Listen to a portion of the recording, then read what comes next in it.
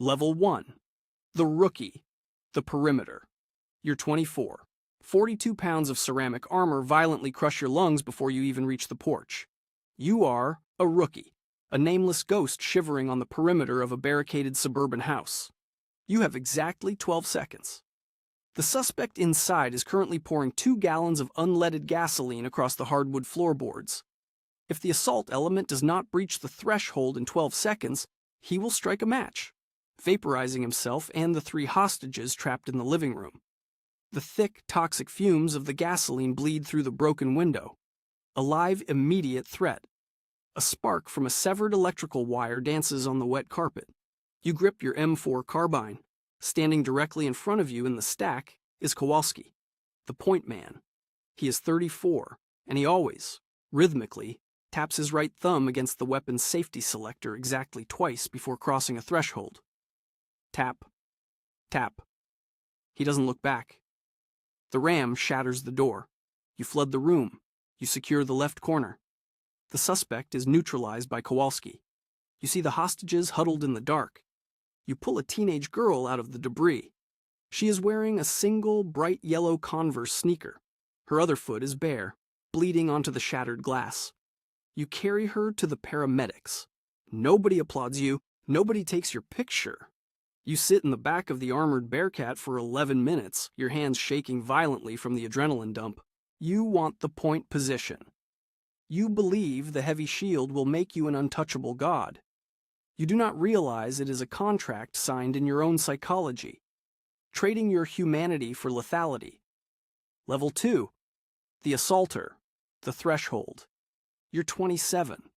Acrid, blinding tear gas chemically burns the moisture directly out of your corneas. You have survived the perimeter. You are an assaulter.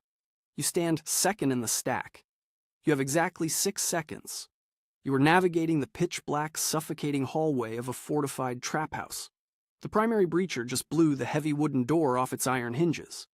If you do not cross the fatal funnel and dominate the room in 6 seconds, the cartel affiliates inside will recover from the concussive overpressure and open fire with automatic weapons through the drywall.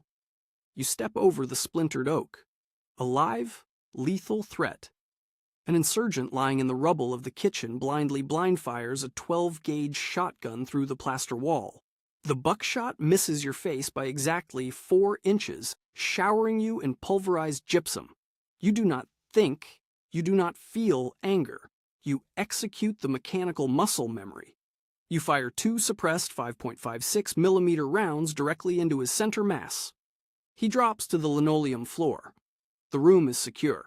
Kowalski steps into the room, his rifle up. He taps the safety twice. Tap, tap. He looks at the body, then at your trembling hands. He nods once. You secure the suspect's weapon. The physical fear of washing out of the unit has completely vanished.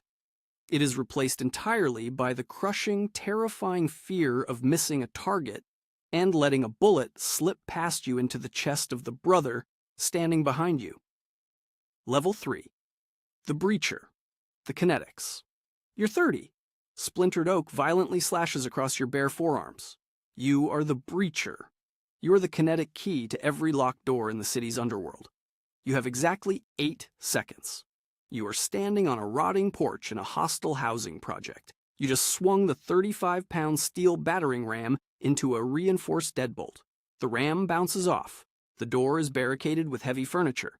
If you do not clear the threshold in 8 seconds, the element loses the element of surprise, and the heavily armed suspects inside will execute the high-value warrant target. You drop the ram. A live, catastrophic threat. The rusted barrel of a MAC-10 submachine gun pokes blindly through the shattered glass of the side window, aiming directly at your kneecaps. You do not panic. You do not call for help over the radio. You drop into a crouch in the suffocating dark. You transition to your Glock 19 sidearm. You fire 3 rounds through the window frame, suppressing the shooter. You unclip the 12-gauge breaching shotgun from your back. You blow the hinges entirely off the door frame. You kick the slab of wood into the hallway. Kowalski flows past you into the room, tapping his safety. Tap. Tap. The room is secured. You tape your bleeding forearms with black electrical tape. You are a highly trained tactical instrument executing hyper-violent geometry in the dark. The fear of getting shot is mutating. You are now consumed by the terrifying realization that your squad's survival depends entirely on your microscopic, mechanical perfection. One failed hinge equals a closed casket. Level 4. The shield, the anchor. You're 33.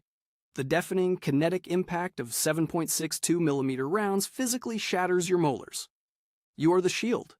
You carry the 35-pound ballistic blanket that absorbs the violence for the men behind you. You have exactly 45 seconds. You are advancing down a 40-foot, unlit commercial hallway in an abandoned warehouse. An active shooter is barricaded in the rear office, firing an AK-47 indiscriminately through the drywall. If you do not close the distance and trap him in the room in 45 seconds, he will access a fire escape and vanish into the civilian population. You walk forward, taking the relentless, heavy impacts directly onto the viewport of the shield. The glass spiders. A live, immediate threat. The spalling, microscopic fragments of pulverized lead and copper sprays under the bottom edge of the shield, violently slicing into your exposed shins. You bite entirely through your lower lip to mask the agonizing pain. You do not stop walking. Directly behind you is Gomez, the team medic. He constantly chews the inside of his left cheek when he is terrified. A heavy round strikes the upper left corner of your shield. You flinch. You shift your weight exactly 2 inches to the right. It is a microscopic, human error. The next round bypasses the shield and strikes Gomez directly in the thigh. He collapses, screaming. You freeze the line. You provide cover while Kowalski drags him back. You survive the hallway. But the guilt is absolute. The physical fear of the bullets is completely gone. You are now terrified of your own human imperfection. You realize that a 2-inch mistake costs a brother his blood. Before we go further, if you've made it this far, comment what career you want to see next. Hit that like button right now and subscribe. We upload every single day. Level 5. The element leader. The pivot. You're 36. Heavy arterial blood violently soaks completely through your specialized knee pads. You are the element leader. You manage the 4-man stack. You no longer just pull the trigger. You dictate the kinetic reality of the men breathing down your neck. You have exactly 3 minutes. You have breached a cartel stash house. A suspect is lying on the kitchen floor, bleeding profusely from a severed femoral artery. If you do not render immediate trauma aid and pack the wound in 3 minutes, the man who just tried to murder your team will mathematically bleed to death. You drop your rifle to its sling. You kneel in the pooling blood. A live, unpredictable threat. The suspect's eyes roll back, but his hand suddenly twitches toward a concealed ceramic blade hidden in his waistband. You do not draw your sidearm. You violently pin his wrist to the linoleum with your boot, breaking his metacarpal bones. You shove a fistful of combat gauze directly into his open artery. You save the life of a man you were perfectly willing to kill 60 seconds ago. You step out of the house. The local news cameras film the suspect being loaded into the ambulance. They call the operation a clean success. Nobody knows you broke his hand. Nobody knows the psychological whiplash of transitioning from apex predator to trauma surgeon in 3 seconds. You drive back to the precinct in silence. You realize that the uniform does not protect you from the moral ambiguity. The fear of tactical failure has evolved. You are now deeply terrified of the bureaucratic machine that will prosecute you if you let him die, and prosecute you if you break his arm to save him. Level 6. The team leader. The burden. You're 39. Stagnant, humid air inside the armored Bearcat suffocates your command presence. You are the team leader. You are sitting outside a barricaded suburban bank. You have exactly 4 minutes. A desperate, armed suspect has taken 6 hostages. The municipal hostage negotiator is arguing for patience. You hear a muffled, terrifying gunshot from inside the vault. If you do not override the negotiator and authorize an immediate dynamic breach in 4 minutes, The suspect will methodically execute the remaining 5 hostages. The incident commander, a politician wearing a white shirt who hasn't kicked a door in 20 years, orders you to hold the perimeter, a live, catastrophic, bureaucratic threat. If you disobey a direct order, you forfeit your badge, your pension, and your freedom. You look at the bank doors. You look at Kowalski, who is standing at the front of the stack, waiting. He taps his safety. Tap. Tap. You run the horrific sociopathic arithmetic of human lives. You press the transmit button on your radio. Execute, you order. The team breaches the glass. Flashbangs detonate. The suspect is killed by Kowalski. 5 hostages survive. You walk out into the flashing red and blue lights. The incident commander immediately suspends you pending an internal investigation. You saved 5 lives, and the department abandons you to protect their liability. The fear of the suspect is entirely gone. You are now consumed by the paralyzing terror that the institution you have bled for views you as a completely disposable, legal liability. Level 7. The choice. The crossfire. You're 42.